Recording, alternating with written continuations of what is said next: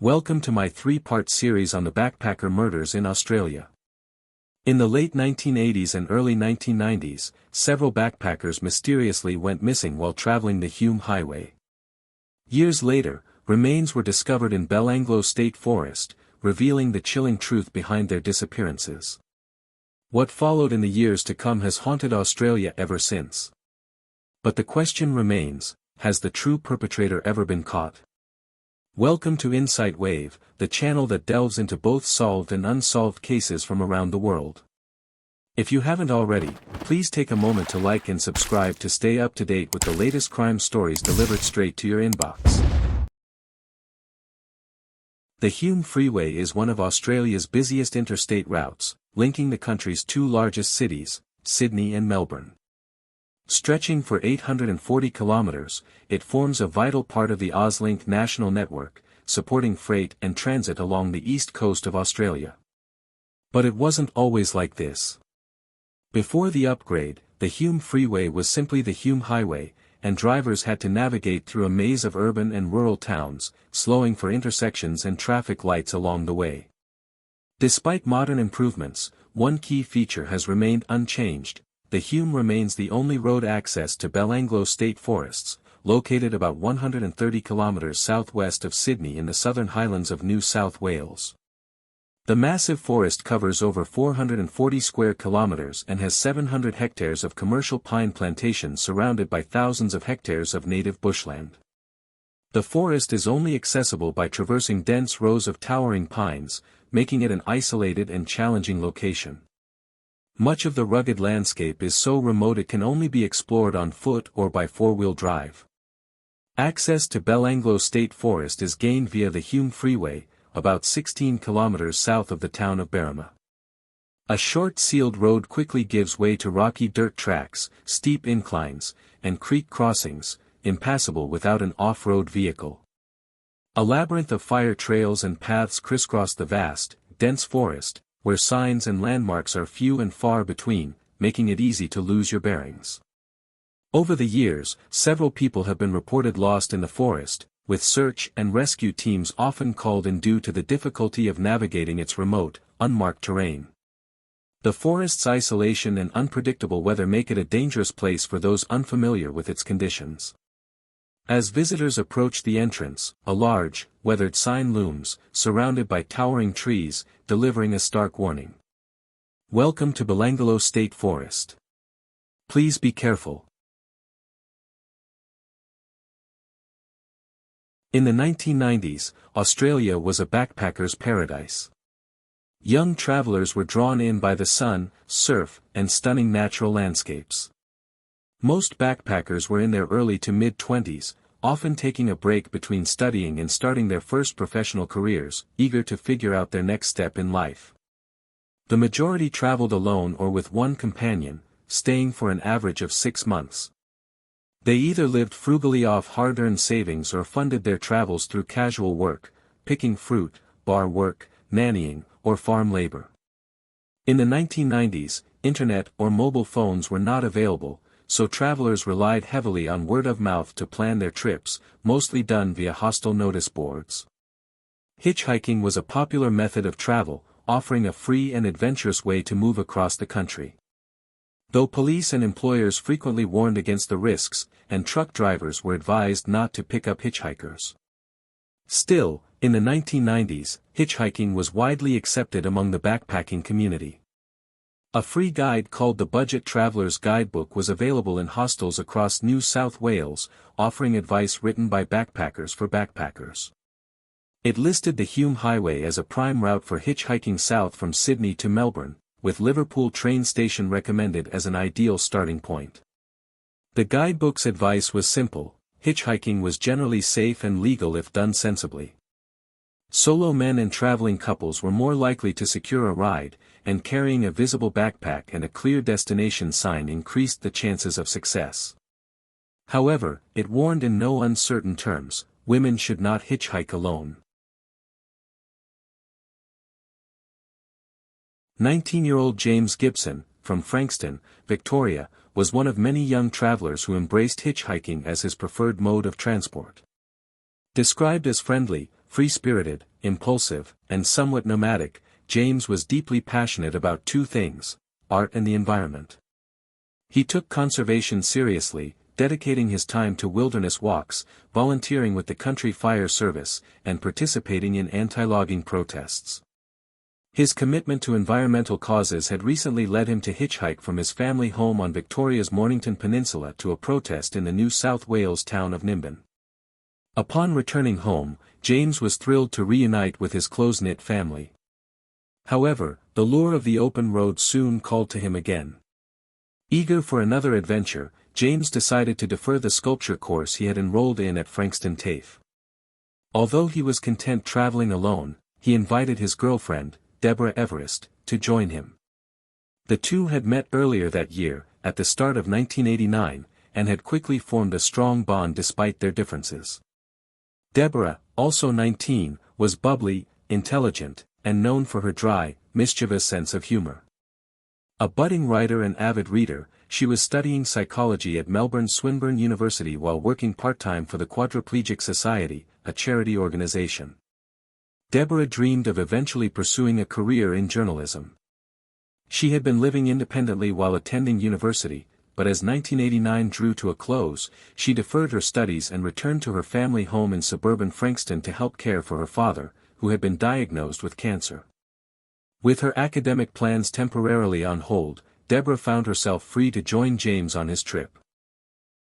James and Deborah made plans to travel north to Sydney, where they would reunite with some of James's friends. From there, the group intended to head south together to Albury, a regional city on the New South Wales-Victoria border. Their ultimate destination was the small riverside town of Wagga Wagga, where they planned to attend Confeast, a bush camping festival celebrating alternative lifestyles, featuring workshops, live music, and vegetarian food. On the morning of December 28, 1989, James and Deborah's parents each dropped their children off at Frankston train station. James told his mother they planned to hitchhike from Melbourne to Sydney along the Hume Highway. She wasn't thrilled by the idea. Although her son was a confident and seasoned traveler, she was acutely aware of the risks hitchhiking posed and warned him to be cautious. James reassured her, insisting hitchhiking was perfectly safe, especially since he wouldn't be traveling alone. Deborah, however, was less forthcoming. She didn't tell her mother about their hitchhiking plans, instead saying they would take a train to Melbourne and then catch a ride to Sydney with friends. Around 9 a.m., James and Deborah said goodbye to their parents, purchased train tickets, and boarded the train to Melbourne. James carried a red Berghaus backpack with blue trim, packed with clothes, a small camping stove, and a 35mm Ricoh SLR camera, a gift from his parents earlier that year. Deborah brought a green nylon sports bag filled with clothes and personal items, a green and beige sleeping bag she had borrowed from her brother without asking, and $260 in cash. After arriving in Melbourne, the pair quickly managed to find a ride north toward Sydney. It was the height of the summer holidays, and the roads were bustling with travelers, making it easy to catch a lift. James and Deborah made the long journey without any issues, arriving in Sydney just as they had planned. Upon arriving at James's friend's house in the inner-city suburb of Surrey Hills, James and Deborah discovered that the group they were supposed to meet had already left for Confeast without them. Their trip to Sydney now felt pointless. They had specifically traveled an extra 6 hours north to join the group for the festival. A little frustrated but accepting of the situation, James and Deborah decided to stay the night in Sydney and make the journey back south to Albury the next morning. One of James's friend's flatmates offered them a place to sleep on the lounge room floor before they departed. That night, December 29th, Deborah phoned her mother to reassure her. "We've arrived safely. I knew you'd be in a panic until you heard from me. We're fine, don't worry. I'll send you a postcard and I'll call you tomorrow," she promised. The following morning, December 30th, around 10 a.m., James and Deborah set out for Albury. They planned to follow the well-worn backpacker path, catch a train to either Liverpool or Casulla in Sydney's southwest, then make their way toward the Hume Highway on foot, where they would hitch a ride south. However, the exact route they ended up taking remains unknown. That day, Deborah's mother, Patricia Everist, waited anxiously for her daughter's promised call. Evening came and went, but there was no word from Deborah. Although it was unlike Deborah not to stay in touch, Patricia tried to reassure herself that perhaps the pair were simply caught up in the excitement of travel and had forgotten to call. But as days passed with still no news, Patricia's concern deepened. She reached out to James's mother, Peg Gibson, who told her she hadn't heard from James either. Initially, Peg wasn't overly worried. James was known to head off to remote places where communication could be difficult, but as time wore on, she too began to feel unease. The two mothers kept in close contact, hoping the other would receive news. But no calls came. No postcards arrived. Their concern soon turned to dread. On January 15, 1990, more than 2 weeks since Deborah's last phone call, Patricia Everist and Peg Gibson went together to Frankston Police Station to formally report their children missing. Police took their statement seriously but didn't immediately treat the case as urgent, believing it was likely that James and Deborah, both adventurous 19-year-olds, had simply extended their travels and would get in touch soon. Patricia and Peg knew, however, that this behavior was deeply out of character for their children. They clung to the hope that James and Deborah would return in time for an important upcoming family event, James's sister's wedding. James and his sister were close, and his family was certain he would never willingly miss such a milestone. But as the big day approached, their hopes began to fade. January 21 came and went with still no word from James or Deborah. By then, their families had no doubt, something was terribly wrong. Friends and relatives rallied together to assist in the search. Wearing homemade T-shirts pleading for information, they traveled up and down the Hume Highway, stopping at every town, truck stop, service station, and rest area they could find. They handed out posters bearing James and Deborah's photographs, with the bold headline missing, urging anyone with information to contact police. Despite their relentless efforts, days turned into weeks, and weeks into months. There were no sightings. No phone calls. No trace of James or Deborah. It was as if the young couple had vanished without a trace. On March 13, 1991, a woman named Wendy was driving along Galston Gorge Road, a narrow, picturesque stretch of road winding between the towns of Hornsby and Galston on Sydney's northwestern outskirts. As she made her way through the gorge, she noticed a red backpack with blue trim lying by the side of the road. Curiosity piqued, Wendy pulled over and tossed the pack into the boot of her car.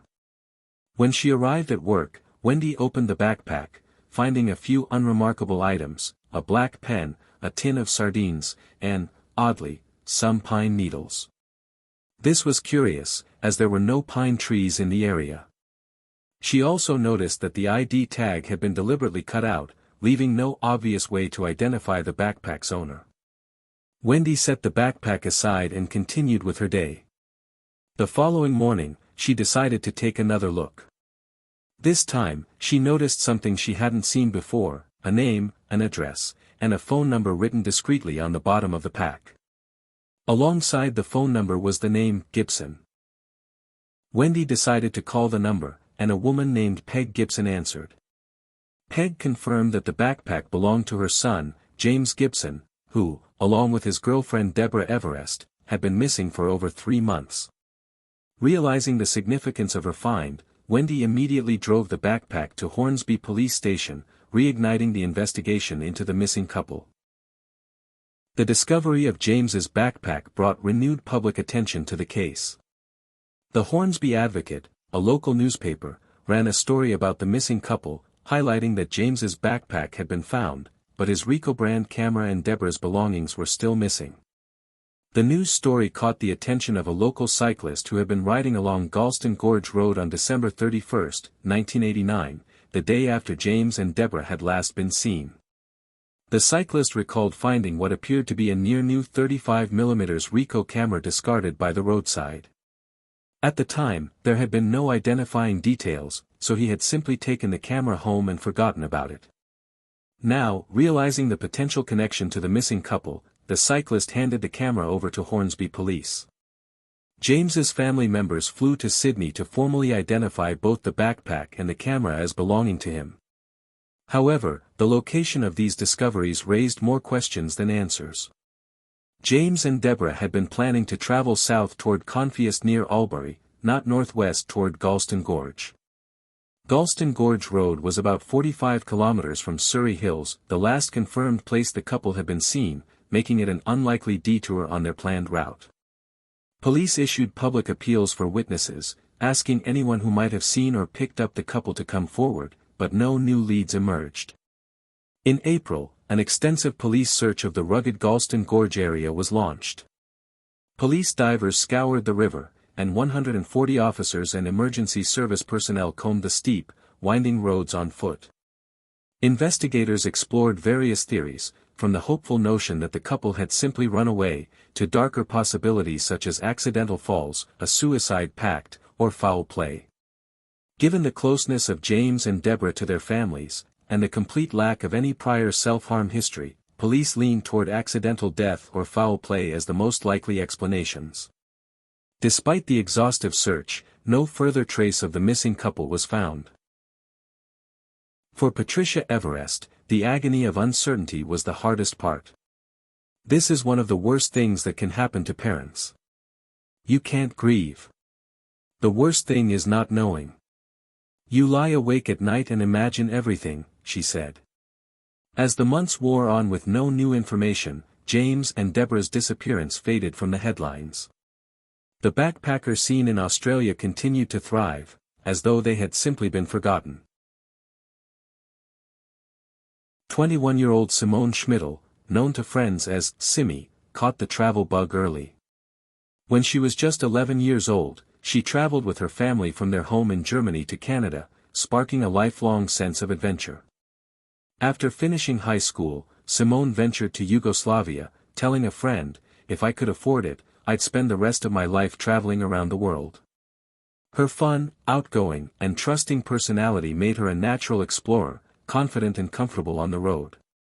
2 years later, Simone returned to Canada and Alaska for a camping trip, where she made many new friends, including several Australians. She hit it off particularly well with a young woman from Sydney named Christine Murphy. Inspired by her new friendships, Simone set her sights on Australia next. Back home in Regensburg, a Bavarian city near Munich, Simone worked hard as a bookkeeper to fund her dream trip. When she had finally saved enough, she went shopping with her father for camping gear. Together, they bought a blue Salwa brand backpack adorned with a lilac pattern, a green and purple Salwa sleeping bag, a day pack, and a camping stove. The specific tent she wanted, a Hogan model by Vaude, wasn't in stock, so it had to be special ordered. 2 weeks later, Simone returned to collect it, signing for it at the store. On September 29, 1990, with everything packed and ready, Simone made her way to Regensburg train station to catch a train to Frankfurt, where she would board her flight to Sydney. Her father farewelled her, cautioning her to be careful. But it was Simone who worried more for her father's safety, telling him, "Take care and be careful that nothing happens to you.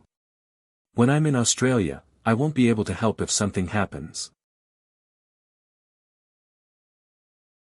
During her flight, Simone struck up a conversation with fellow backpacker Jeanette Mullen. The two quickly became friends, and, since neither had solid plans for their arrival, they decided to travel together. Their first stop was Christine Murphy's house in Guildford, a western Sydney suburb, which they used as a base while they explored the city. After a week of sightseeing, Simone and Jeanette caught a train to Liverpool and began hitchhiking along the Hume Highway towards Melbourne.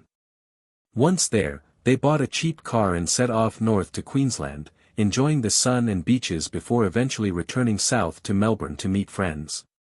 After selling the car, the women hitchhiked back to Sydney. Back in Sydney, they stayed again with Christine Murphy before flying to New Zealand on January 19, 1991, for another adventure. When Simone and Jeanette returned to Australia, they again stayed with Christine. It was during this stay that Simone announced her next plan. She intended to hitchhike alone down to Melbourne, where she would meet her mother for a campervan trip around Australia. Her friends were alarmed. Christine felt Simone had already taken enough risks and urged her to reconsider. Jeanette, who had shared many hitchhiking journeys with Simone, agreed, pointing out that traveling together had been a safety net. Even Christine's mother joined in, warning of the dangers of hitchhiking alone. Jeanette and Christine offered to buy Simone a bus ticket to Melbourne. But Simone brushed off their concerns, showing them a page from her travel guide that described Australia as a safe place for hitchhikers. She had made up her mind. As Christine Murphy later described, Simone had a relaxed attitude towards hitchhiking and told us not to worry. She'd always found people to be friendly and helpful.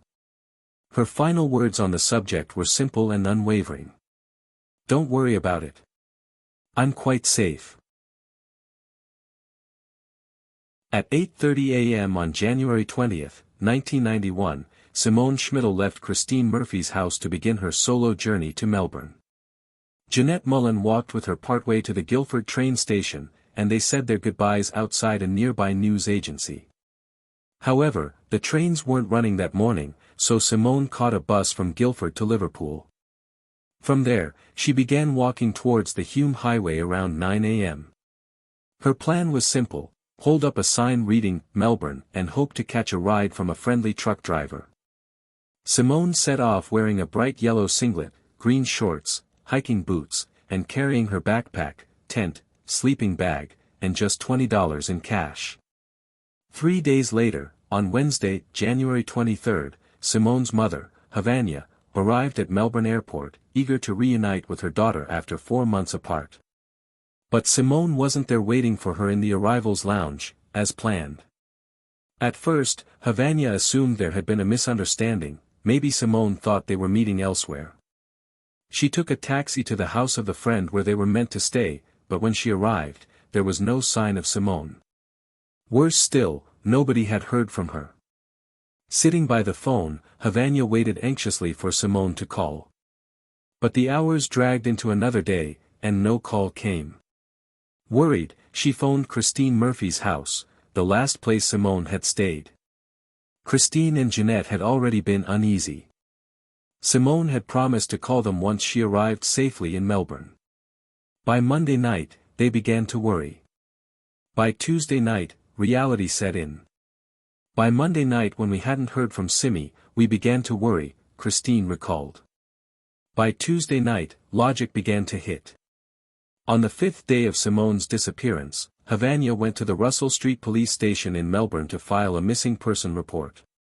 But the officers on duty weren't overly concerned.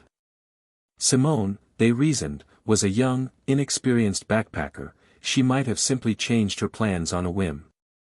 But Anja knew better. A sudden change of plans would have been completely out of character for her daughter. Meanwhile, Simone's father, Herbert, was notified back in Germany. Distressed, he sought help from his local police station.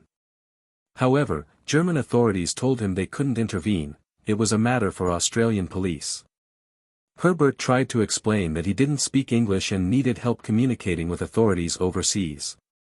Still, he was told to find an English-speaking friend or relative instead. His calls to the German embassy in Canberra and higher law enforcement officials led nowhere. Time and again, the language barrier and bureaucratic walls left him helpless. Back in Australia, Anja remained, clinging to hope that Simone would walk through the door. But fear and anxiety weighed heavily. Overwhelmed, she began suffering regular bouts of nausea. After 6 agonizing weeks of searching with no sign of her daughter, Anja eventually returned to Germany, alone. During a public appeal for information, Simone's travel companion Jeanette Mullen spoke candidly.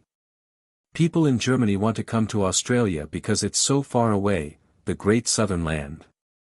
But Australia is also well known for its great crime rate. My mother warned me about it before I left." 21-year-old Gabor Neugebauer was eager to see as much of the world as possible. Born in Stuttgart, Germany, Gabor's childhood had been marked by constant movement due to his father's job in the Air Force. Because of this, he grew up feeling confident venturing into new places, even though he was naturally shy and preferred to keep to himself. Passionate about nature and the environment, Gabor had a deep interest in geology and volcanology. After completing 15 months of compulsory military service in Germany, he applied to study his passions at university. When he failed to gain entry into his preferred course, he enrolled in a philosophy degree instead, promising his parents he would transfer to something more serious once he scratched his travel itch. It was during this time that Gabor met Anja Habschied, a shy, kind-hearted 20-year-old who shared his love for the environment. The two quickly bonded over their shared passion for nature and adventure. Neither smoked nor drank, and both embraced a laid-back, easygoing outlook on life. At the start of 1991, Gabor and Anja set off together on their first adventure, a backpacking trip across Europe. Gabor, who stood over 6 feet tall and had a strong, athletic build, made Anja feel safe while they traveled. They enjoyed their European experience so much that upon returning home, they immediately began planning their next trip.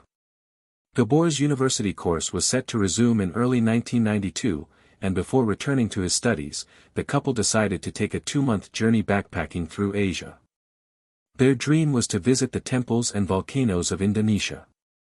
In late 1991, they set off for Indonesia. But while there, the weather took a sudden turn for the worse. On a whim, they decided to head to Australia instead. Gabor and Anja arrived in Darwin in December 1991 before venturing to the tropical city of Cairns in far north Queensland. With Christmas fast approaching, they met other travelers who told them about the Big Backpackers' Christmas party at Bondi Beach in Sydney. Upon arriving in Sydney, they checked into a hostel in King's Cross, an inner-city district known at the time for its seedy nightlife, drugs and crime. Despite this, it remained popular with backpackers mainly due to its cheap accommodation. However, King's Cross was not for Gabor and Anja. They struggled to sleep through the hot, sticky summer nights and the seedy atmosphere was not for them. Intrigued, Gabor and Anja decided to add Sydney to their itinerary. Anja even wrote home to her family in Germany, expressing how excited she was about this new part of their journey. At 4 a.m. on Christmas morning, Gabor called his family from a payphone in the hostel hallway. The international connection was poor, but his mother could tell something was wrong. Gabor told her they much preferred Asia over Australia and couldn't wait to leave. Before the call cut out, he said he wanted to leave Australia as soon as possible. The next day, December 26, 1991, Gabor and Anja settled their bill and checked out of the King's Cross hostel. They told the staff they were heading north to Darwin, where they had booked a flight to Indonesia departing on New Year's Day. From there, they planned to return to Germany on January 14. But January 14 came and went, and no word came from Gabor or Anja. They never returned home. At first, their families clung to the hope that they might have simply missed their flight or decided to extend their stay somewhere without phone access. But their fears worsened when it was revealed that Gabor and Anja hadn't touched more than $3,000 worth of traveler's checks since checking out of the hostel. Before leaving Sydney, Gabor and Anja had made arrangements for friends and family to send mail to the Darwin post office, knowing they'd be passing through.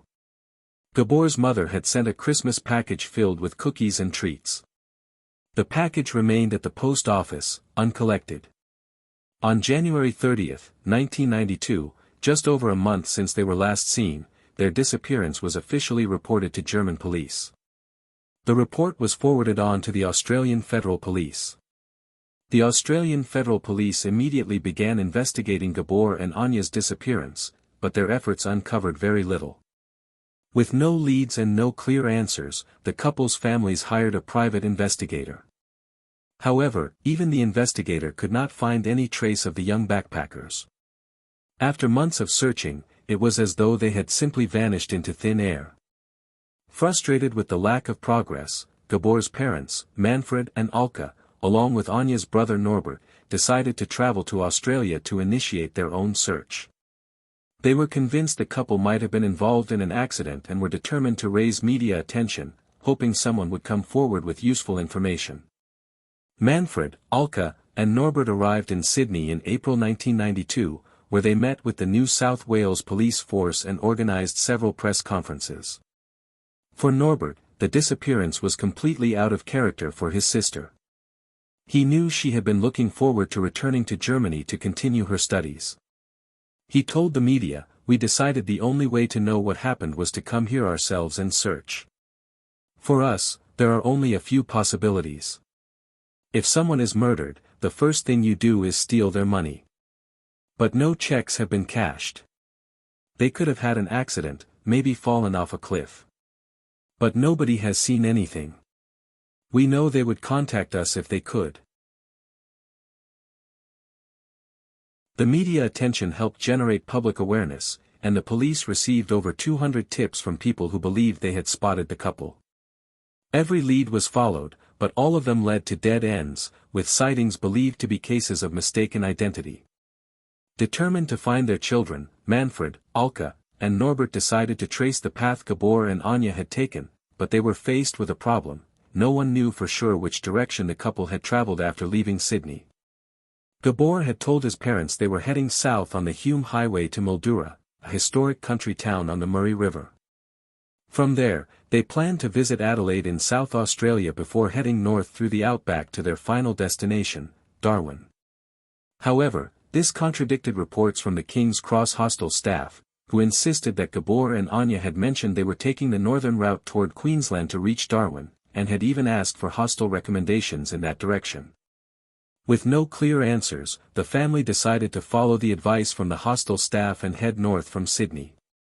They travelled through Brisbane, Townsville, Murtaza, Darwin, Alice Springs, Port Augusta, and Broken Hill, visiting every hostel, cafe, and store along the way to ask if anyone had seen the missing backpackers. After covering over 10,000 kilometers with no success, they visited a clairvoyant on their last day in Australia. The clairvoyant told them, "Your children are no longer alive. Your son died very quickly, but his friend suffered terribly before she died." 22-year-old Joanne Walters had always dreamed of visiting Australia and New Zealand. Growing up, Joanne led a humble life, with a mother who worked as a shop assistant and a father employed in a paper mill factory. She was a model student in school, and her warm nature ensured she easily made friends wherever she went. Having recently traveled through Europe, Joanne was eager for her next adventure. As she flipped through a newspaper one day, she came across an advertisement offering return flights to Australia for the price of one. Excited by the deal, she contacted her Scottish friend, Pauline Reed, whom she had met the previous year while traveling through Greece. The two decided to head to the land down under for an extended working holiday. Joanne promised her family that she would call and write regularly. She and Pauline arrived in Sydney in early June 1991, spending the next few weeks traveling north to Queensland. Eventually, the two decided to part ways, agreeing to reconnect further down the track. Joanne returned to Sydney, where she rented a flat in King's Cross with another backpacker and applied for a nanny position. Although she was one of 100 applicants for the job, Joanne's sensible, independent, and outgoing personality made her the perfect candidate for the Jensen family. They happily hired her, and Joanne loved her new role, taking care of the Jensen children while spending her spare time exploring the sights of Sydney and mingling with other travelers and locals in various cafes and bars around King's Cross. It was during this time that Joanne crossed paths with another young female backpacker. 21-year-old Caroline Clarke was well-educated and determined, hailing from an upper-middle-class family in Surrey, England. She enjoyed playing netball and hockey and was always the life of the party, known for her ability to impersonate teachers, family members, and celebrities, much to the amusement of those around her. Caroline had always been driven to make a difference in the world. At 20, she applied for a job as a police officer with the Surrey Police Department. While they thought she was a great candidate, they felt she was a bit too young and advised her to gain more life experience before reapplying in a couple of years. Caroline saw this as a perfect opportunity to travel, and after saving money from a job as an assistant manager at a pizza restaurant, she set off on an extended backpacking trip. Her older brother had recently traveled to Australia and spoke so highly of it that Caroline decided to add the destination to her bucket list. After traveling through Europe for a month, she made her way to Australia, where she planned to work and travel before heading through Indonesia and Thailand on her way home. By the time Caroline and Joanne met, Joanne had already been in Australia for 4 months. The two immediately hit it off and decided to travel together. Although Joanne had enjoyed nannying for the Jensen family, word from other backpackers suggested that fruit picking was a great way to explore the country while earning some money along the way. Joanne brought up the idea to Caroline, who agreed that fruit picking sounded like a great way to continue their adventure. The two decided to make their way to Mildura, a town in regional Victoria known for its great production of grapes. In early February 1992, Joanne and Caroline set off for Mildura, joined by 2 other backpackers they had met along the way. The 4 women caught a train to Liverpool before walking toward the Hume highway. They decided to split into pairs, thinking they'd have more success hitching a ride that way, and the plan paid off. All 4 women made it safely to Mildura, where they began working at a local vineyard, picking grapes. It was in Mildura that Joanne and Caroline met an Englishman named Steve Wright. The trio decided to head to Tasmania together, having heard it was a good place to find work picking apples. After finishing their job in Mildura, they made a brief return to Sydney before hitching a ride down the Hume Highway to Melbourne, where they caught the ferry to Tasmania. The nights in Tasmania were much colder than they had expected, so Joanne bought a blue and orange Ultimate Branch sleeping bag that was much warmer than the one she had brought. Steve Wright, who decided to go his separate way, offered to swap his 3-person tent for Joanne and Caroline's 2-person tent. They were grateful for the exchange, even though Steve's tent had a hole in it, which he had patched up with an adhesive label. After finishing their apple-picking job, Joanne and Caroline returned to their Sydney-based hostel in King's Cross, planning to venture to Western Australia. They had heard there would be work available during the melon-picking season, so they made a rough plan to slowly make their way there. Their journey would take them along the scenic Great Ocean Road in Victoria, then to Adelaide, and north to the outback town of Alice Springs before finally reaching the Western Australian town of Kununurra. On April 16, 1992, both Joanne and Caroline called their families back home to update them on their plans. Both were in good spirits and looking forward to the next phase of their adventure, which was set to begin the following morning. The next day, Pauline Reed, a friend Joanne had originally traveled to Australia with, visited them at the hostel. They filled Pauline in on their travel plans, telling her they intended to hitchhike most of the way. They had already hitchhiked many times with nothing but positive experiences, seeing it as a great way to meet friendly locals. Despite their plans, Joanne and Caroline were disorganized, and the day quickly slipped away. As the afternoon turned into twilight, they decided to put off their journey until the next day, as the idea of hitchhiking at night didn't appeal to them. On the morning of April 18, 1992, at 7:30 a.m., Joanne and Caroline spoke with Steve Wright, a backpacker they had traveled to Tasmania with previously. They told him they were taking the same route down the Hume Highway that they had taken before when hitchhiking to Mildura and Melbourne. Their plan was to catch a train from King's Cross to Casula, the station after Liverpool, and then walk to the Hume Highway, where they would start hitching. It was a beautiful day, and Steve bid his friends farewell, wishing them luck. 2 weeks later, Joanne's parents in Wales began to feel uneasy after not hearing from her. Joanne was a diligent correspondent, regularly calling or writing home to keep her parents updated with her current address. It was very unlike her to go quiet, but they gave her the benefit of the doubt, hoping she was simply having too much fun or traveling in a remote area without phone access. In England, Caroline's parents shared the same growing concern. They too hadn't heard from her, but they assumed she was likely in a remote area with no access to a phone or post office. They remained hopeful. The alarm bells began to ring when Caroline's sister's birthday passed on May 8 without any word from her.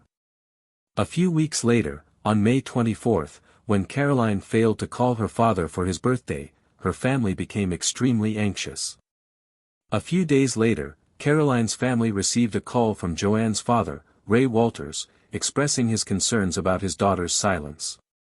Ray had discovered that Joanne hadn't accessed her bank account since April 15, the day before her last call home. He had also reached out to Joanne's former employers, the Jensen family in Australia, who also shared his concerns. They had expected to hear from Joanne over Easter, but the holiday came and went with no word from her. Realizing that almost 6 weeks had passed with no contact, both families reported Joanne and Caroline's disappearance to local police, who then contacted the Australian Federal Police. The Jensen family also filed a report with the New South Wales Police in Sydney. Ray Walters stayed up late making international phone calls to backpacker hostels, fruit-picking farms, and rural police stations in areas where Joanne and Caroline had already visited or planned to visit. Unfortunately, no one had seen or heard from them. Caroline's father, Ian Clarke, who held a high-level position at the Bank of England, reached out to his associate, Philip Corbett, a former commander at Scotland Yard, who was more than willing to assist in the search. Corbett made contact with the women's former traveling companions to gain insight into their movements. He also pressured New South Wales police to treat the case as a priority. Corbett's involvement generated media coverage in the United Kingdom, prompting Australian authorities to give the missing person report increased attention. As a result, New South Wales police began their inquiries into the disappearances of Joanne Walters and Caroline Clarke, which soon became the headline story in Australian media. A nationwide search was launched. A police spokesperson explained that both women regularly contacted their parents, but neither family had heard from them since mid-April. The failure to make contact was completely out of character, which led to fears for their safety. On the first day of the media appeal, over 100 witnesses came forward with possible sightings of the pair. One witness reported seeing 2 women matching their descriptions getting into a Kombi van with a male driver. This sighting gained significant media attention and prompted more tips, but the police remained cautious, considering the possibility of confusion between their case and a separate set of travelers who were hitchhiking along a similar route. For the next 2 months, calls continued to pour in, and police followed up on every lead, but none of the sightings proved to be of Joanne or Caroline. In August 1992, Joanne's parents, Ray and Jill Walters, traveled to Australia to assist in the search for their missing daughter. They participated in press conferences, making a public plea for anyone with information to come forward. Ray Walters told the media, "Joanne didn't do anything on the spur of the moment. If she turned right or left, she would have let us know." Only 4 months had passed since the disappearance of 2 German backpackers, Gabor and Anja, from the same area, and their case was still gaining media attention. Given that both sets of missing travelers had vanished from the King's Cross district, the media quickly speculated that the 2 disappearances might be linked. However, New South Wales police refused to confirm any connection, simply stating they were considering all possibilities. As the case gained more media attention, the press also began looking into other recent disappearances of international tourists, such as the case of German backpacker Simone Schmidl, who had vanished 2 years earlier. Though little was said about Australian travellers James Gibson and Deborah Everist, the press was quick to compare these disappearances with the cases of Joanne and Caroline. The press debate around the safety risks of backpacking and hitchhiking escalated, with scrutiny directed at the hostel industry. Some hostel owners defended Australia as a safe country for travellers, but the negative press was threatening to damage the country's booming backpacker tourism industry. Despite this, young travellers continued to hitchhike across Australia, defending it as an affordable and reliable mode of transport. The media also began calling for the creation of a central registry for foreign travellers in Australia to help track their movements. While this suggestion came too late for the families of the 7 backpackers who had disappeared between 1989 and 1992, it was clear that the tragedy of the missing travellers had raised significant concerns about backpacker safety.